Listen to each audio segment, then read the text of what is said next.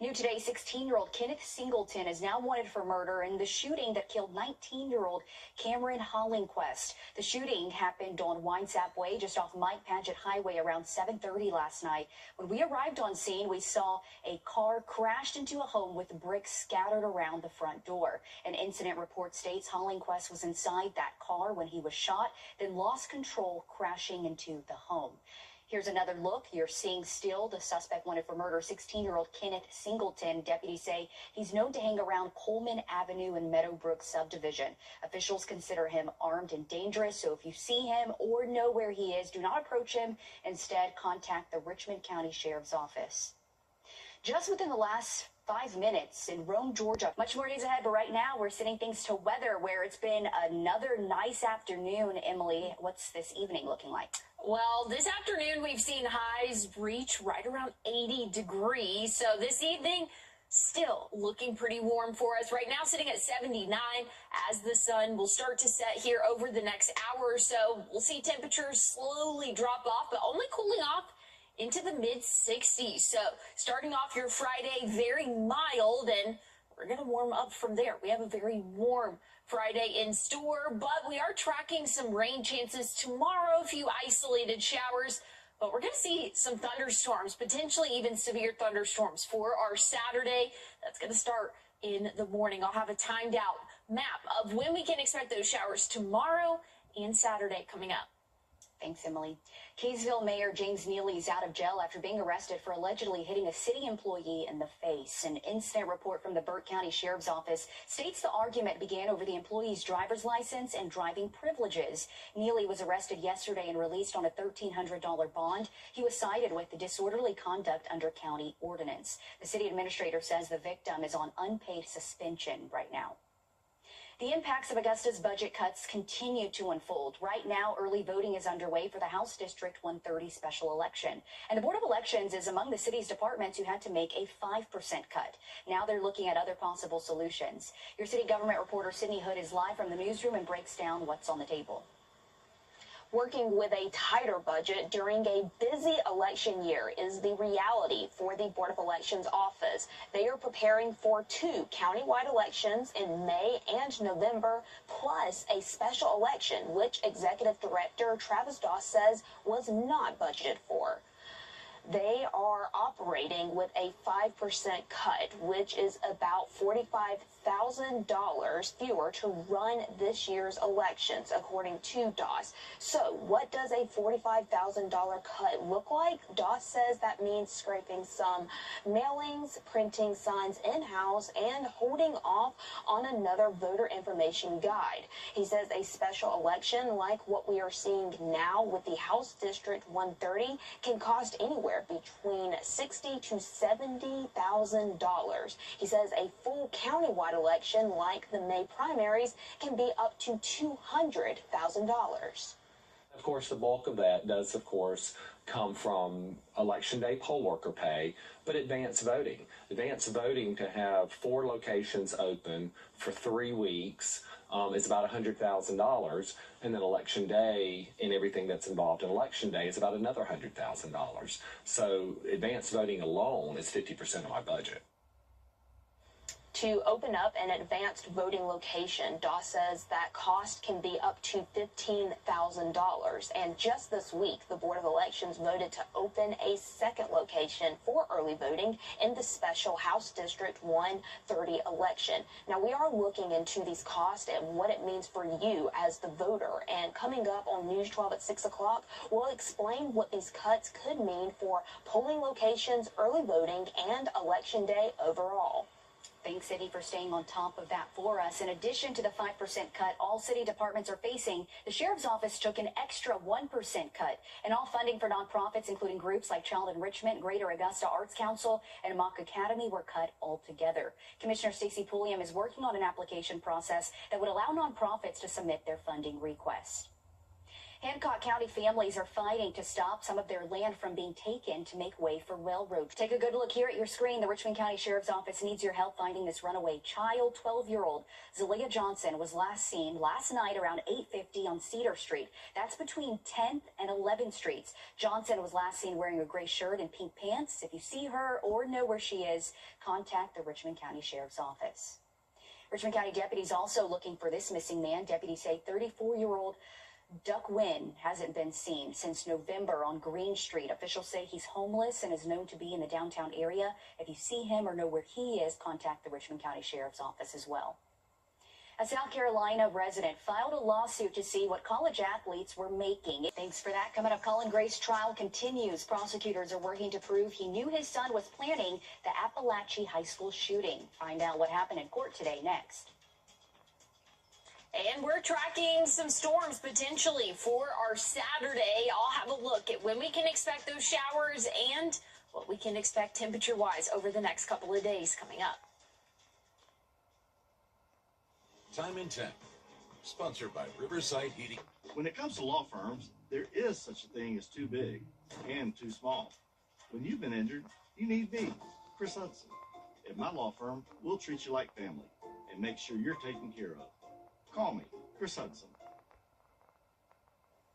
We're taking a live look now at downtown North Augusta, where Third Thursday is underway at several local businesses. Some of those include Brink's Tavern, Your Pie, Orange Otter, Toy Store, which has its new location, and more. You can get some food, shop to support local businesses. This goes from now until 8 o'clock tonight, but it's just a great way to go support. But, you know, it's Thursday. You may not feel like cooking. You're getting off work at this time.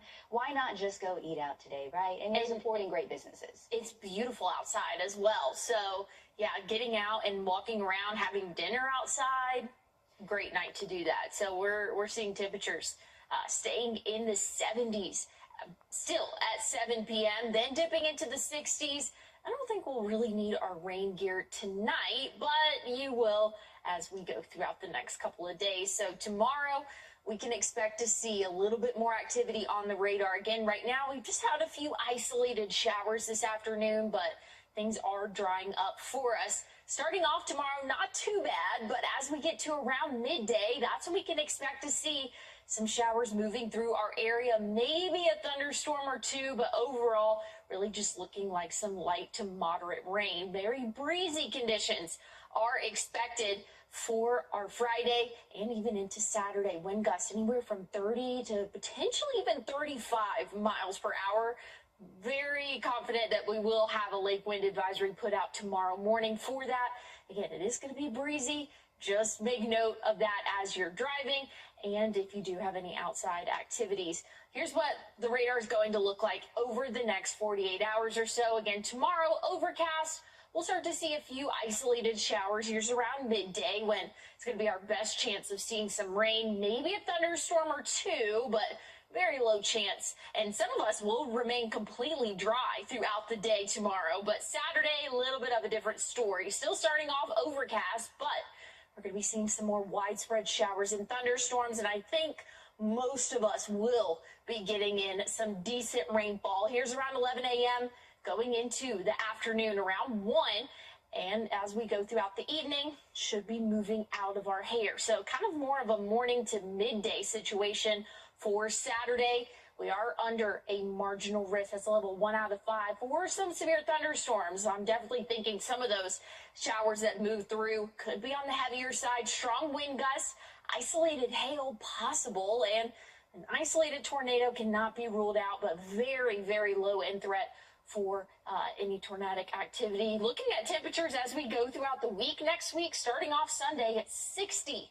And then we're going to see the 50s after that. So very nice cold snap. And I'm saying that I'm biased. I like the cold, Zana. Yeah, I'm kind of over the cold a little bit right now, but it is still winter, so, you know, it is what it is. Thank you, Emily. The fourth day in Colin Gray's trial is wrapped up. Still ahead, shocking numbers are revealing more about cancer in younger men and women. Coming up, we tell you why and what symptoms you need to look out for.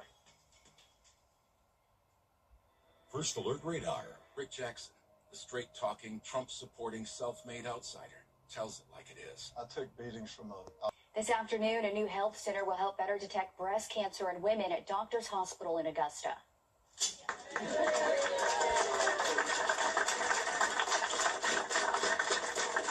This is video from the ribbon-cutting ceremony of the new Women's Diagnostic Center. It's the latest addition to Doctors Hospital's $150 million community campaign, expanding access to technology like 3D mammograms, biopsies, and MRIs to make care less invasive. But they're also creating a dedicated space for ultrasounds.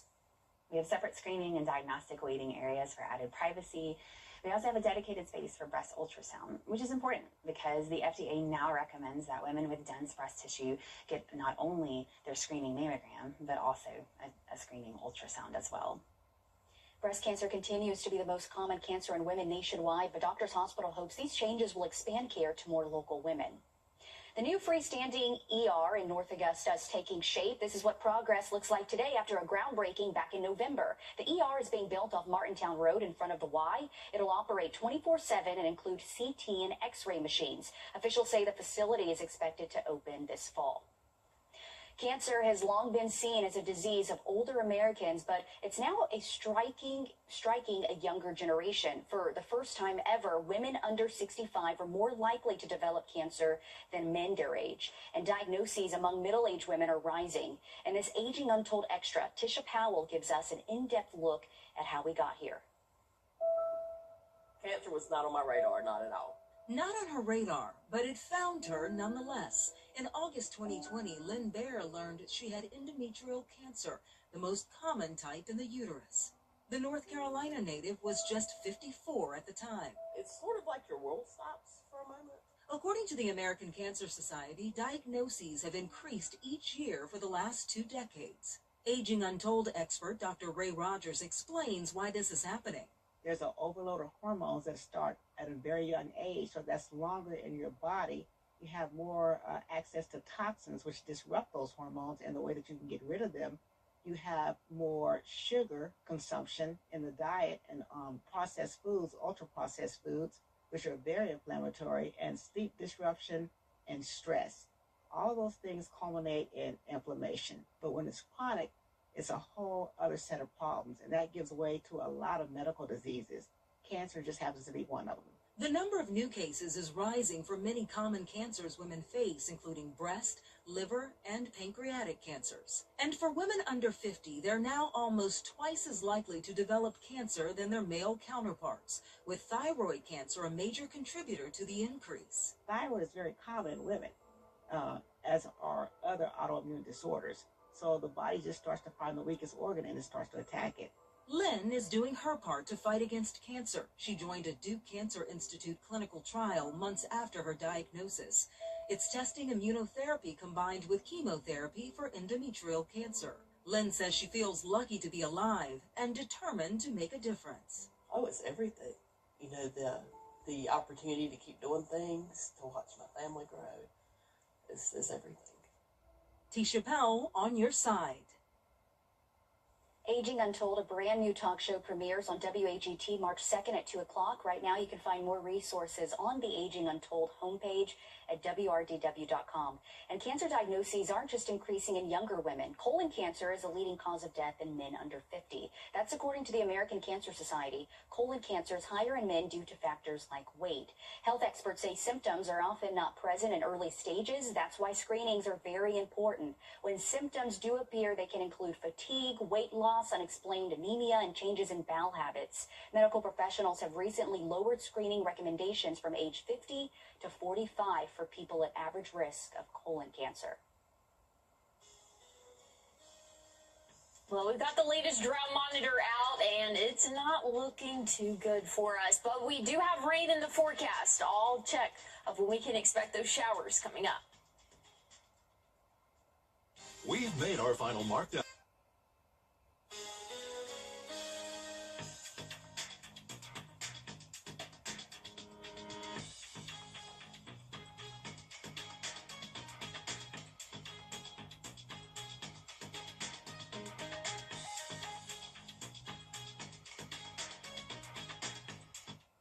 Overnight tonight, temperatures only dropping off into the middle 60s. We're going to have a very mild start to your Friday, and we're going to be having some rain chances building in as we go throughout the morning. Really around midday is going to be our best chance of seeing a few isolated showers. Most of us will stay dry tomorrow, but still have that rain gear just in case. Again, it's going to be very scattered like in pattern, but something that we're all going to experience. Breezy conditions throughout the day tomorrow. Wind gusts 30 to even 35 miles per hour. So it's going to be another breezy afternoon for us, and that's still even going to continue into the start of our weekend. Some thunderstorms very likely for our Saturday. High temperatures cooling off into those upper 60s, but that's not the coldest we'll get over the next 7 days. Monday, Tuesday, right around that 50-degree mark. So we've got a big cool down for us in store, but we'll warm back up next week. Stick with us. More weather and news coming up. Your family's safety. Visit or work with Parker's Kitchen. Your support makes a difference. You've helped us rank as best workplace in America. None of this happens without you. Thank you. You're watching News 12 live at 5. Continues. A shopping center could soon be nestled in an Evans neighborhood just off Washington Road. The planned development includes a new grocery store, a few smaller shops, and a 2-story medical office building on Sir Galahad Drive across from the Evans post office. Thank you for watching News 12 live at 5 on WRDW, now streaming live on WRDW+. I'm Will Rio. In less than 2 weeks, the Columbia County Planning Commission will decide this proposal. In the meantime, your Kaylee Nash spoke to neighbors about their concerns.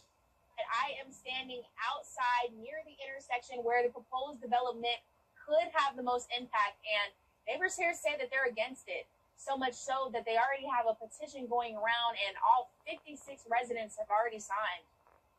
The conversation comes after developers held a community meeting February 11th to walk neighbors through their plans. A 10-acre retail project that could bring a grocery store along with office and medical space, plus shops and restaurants near the Washington Road and Sir Galahad Drive intersection. But even with this new investment to Columbia County, some neighbors aren't sold. They say traffic is already a problem, and they're pushing back against commercial development creeping into residential streets. In Dennis Shire, a neighbor in the area says this isn't the first time they've tried. He says several years back there was a push, but they thought they won. We really didn't think there was going to be any more advances into the neighborhood, but now this has come up. This would thoroughly screw up this entire street. Okay, so we've made our opposition known.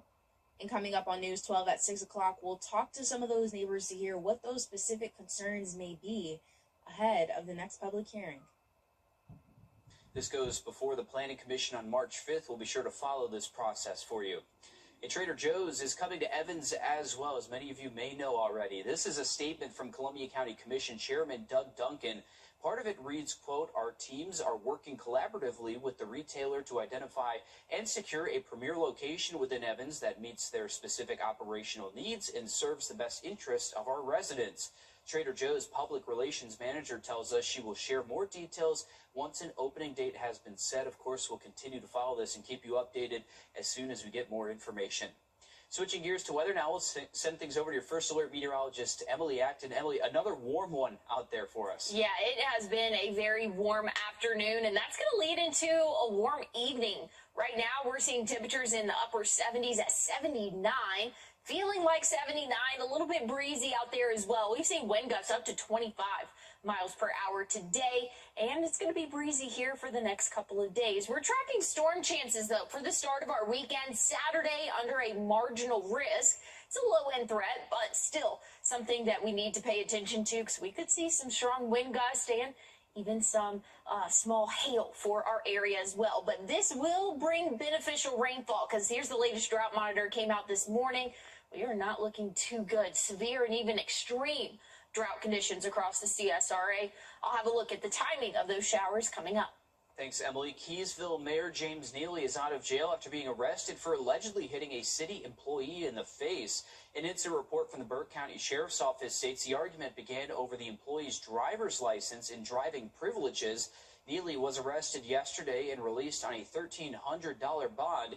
He was cited with disorderly conduct under county ordinance. The city administrator says the victim is on unpaid suspension right now.